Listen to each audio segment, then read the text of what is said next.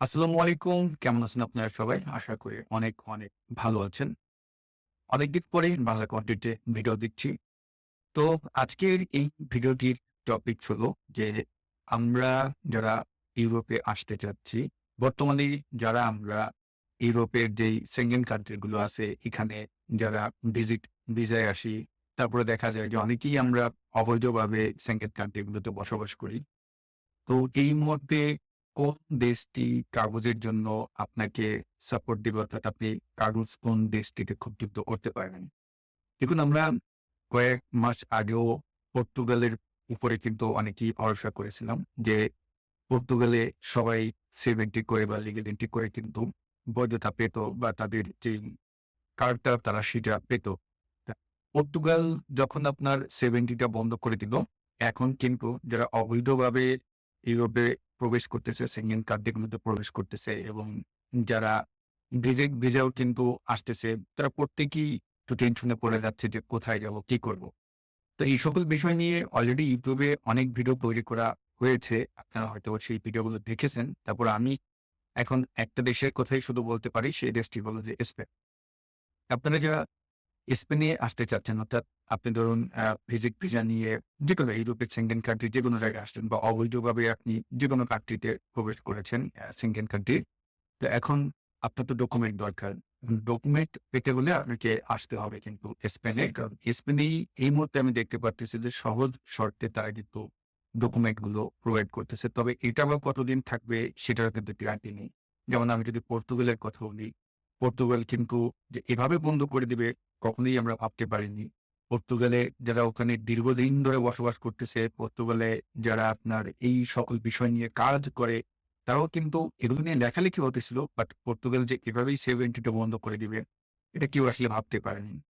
তা ঠিক যারা এই মুহূর্তে প্রবেশ করতেছেন অন্য কোনো কান্ট্রিতে যারা আছেন, যেমন তাদের ফ্রান্স বা জার্মান যেখানেই আছেন না কেন, সেখানে যদি অবৈধভাবে আপনি থেকে থাকেন, আপনি যদি কাগজ করতে চান, আপনাকে কিন্তু স্পেনে মুভ করতে হবে।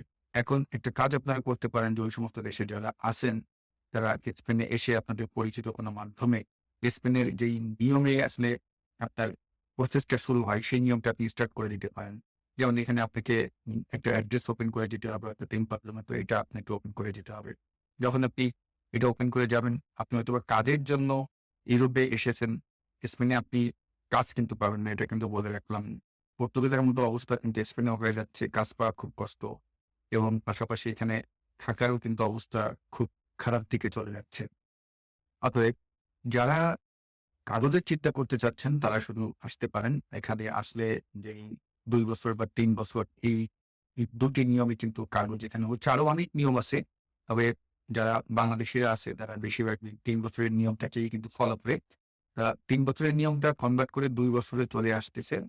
এটা এখন পর্যন্ত কিন্তু আইন যেটা মানে একদম ঘোষণা দেওয়া হয়নি, হয়েই কিন্তু পাস হয়নি। তবে এটা as soon as possible হয়ে যাবে এবং আবারও বলে রাখি যে এই যে সহজ যেই প্রসেসটা আছে স্পেনে, এটা কিন্তু যেকোনো মুহূর্তে আবার বন্ধ হয়ে যেতে পারে। এখন অনেকেই বলবে যে, "না, না বন্ধ হবে না।" দেখুন পর্তুগালের বিষয়টা, পর্তুগালের 70 কেউ কিন্তু ভাবতে পারেনি যে এটা বন্ধ হবেই। সবাই কিন্তু বলতেছিল যে, "না, এরকম অনেক লেখালেখি হয়, পর্তুগাল এটা বন্ধ করবে না।" বাট দেখেন বন্ধ তো হয়ে গেছে, তাই না? তো স্পেন আমরা যতটুকু আভাস পাচ্ছি যে ২০২৫ সাল পর্যন্ত হয়তোবা এটা অ্যাক্টিভ রাখবে। এরপর থেকে কিন্তু এটা বন্ধ হয়ে যাবে। যদি এটা বন্ধ হয়ে যায় তাহলে বুঝতেই পারতেছেন যে ইউরোপ যারা অবৈধভাবে প্রবেশ করতেছেন বা যারা ভিজিট ভিসায় এসে এখানে বৈধতা পাওয়ার জন্য প্রসেস চালাতে চাচ্ছিলেন, তাদের প্রত্যেকের জন্যই কিন্তু রিস্ক হয়ে যাবে। তখন হয়ে যাবে কি সম্পূর্ণ আপনাকে অবৈধভাবেই থাকতে হবে। হ্যাঁ, কিছু কান্ট্রি আছে, কিছু না ইউরোপের প্রত্যেকটা কান্ট্রিতেই কিন্তু পলিটিক্যাল আবেদন করা যায়। মানে আপনি আশ্রয় আবেদন করতে পারবেন। কিন্তু এই আশ্রয় আবেদন করে বাংলাদেশীরা কেস পায় না। বাংলাদেশীরা কাগজ কিন্তু এখন এটা পাওয়ার হার মানে 0.1% একদম খুবই কম। সুতরাং ভেবে চিন্তে তারপরে আপনাদের সিদ্ধান্তটা নিবেন। আমি যেটা আমার এই ভিডিওটির মাধ্যমে পরামর্শ দেওয়ার সেইটা কিন্তু আমি দিয়ে দিয়েছি। তা আমি আশা করি এখন থেকে এই চ্যানেলে ভিডিও দেওয়ার চেষ্টা করব। তবে আমি আসলে কথা দিয়ে কথা রাখতে পারি না, খুবই দুঃখিত। তবে আমি চেষ্টা করব ভিডিও দেওয়ার। তো যদি ভিডিওটি আপনাদের ভালো লেগে থাকে, একটি লাইক দিবেন, আর মতামত শেয়ার করবেন। সবাই ভালো থাকবেন। আর আপনি যদি আমার এই চ্যানেলে নতুন হয়ে থাকেন, হিট দ্য সাবস্ক্রাইব বাটন। আসসালামু আলাইকুম।